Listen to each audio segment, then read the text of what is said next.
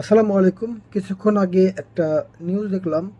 ওই নিউজে আমাদের রিজভী কাকা বলতেছে, আপনারা কেন, মানে জামাতের উদ্দেশ্যে বলতেছে, একজন নারীকে মনোনয়ন দিলেন না।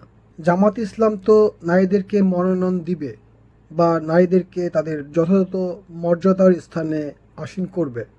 এখন বিষয় হচ্ছে, আপনাদের যে নেতাকর্মীরা জামাত ইসলামের নারী কর্মীদের যারা ভোটের জন্য বের হচ্ছে তাদের ছায়া টেনে খুলে ফেলতে চায়, তাদের পেটের থেকে লাথি দেওয়া হয়।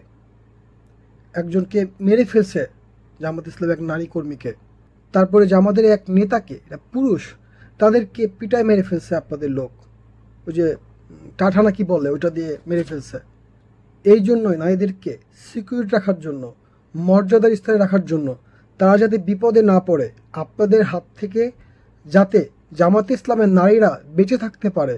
আপনারা যেভাবে নারীদেরকে হামলা করতেছেন, বুরখা দেখলে, নিকাব দেখলে ছিঁড়ে ফেলেন, আপনারা যে ইসলামের বিরুদ্ধে এতটা আপনাদের সমস্যা, জামাত ইসলামের যেসব নারীরা নির্বাচনে প্রচারের জন্য বের হয় তাদেরকে আপনারা যেভাবে হামলা করছেন, যেভাবে নিকাব খুলে ফেলতেছেন, বুরকা টেনে ধরতেছেন, এই জন্য আপনাদের নির্যাতন নিপীড়ন থেকে বাঁচার জন্য জামাত ইসলাম কোনো নারীকে মনোনয়ন দেয়নি।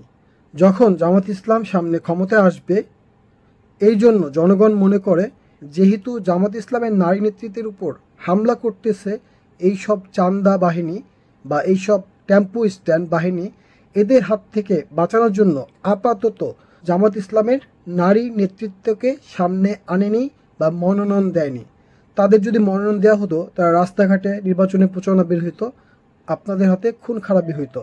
এই জন্য আপনাদের হাত থেকে বাঁচার জন্য, রক্ষা করার জন্য, নারীদেরকে যেহেতু জামাত ইসলাম সর্বোচ্চ সম্মান করে, সেই জন্য জামাত ইসলামের নারীদেরকে, নারী নেতৃত্বকে মনোনয়ন দেয়নি।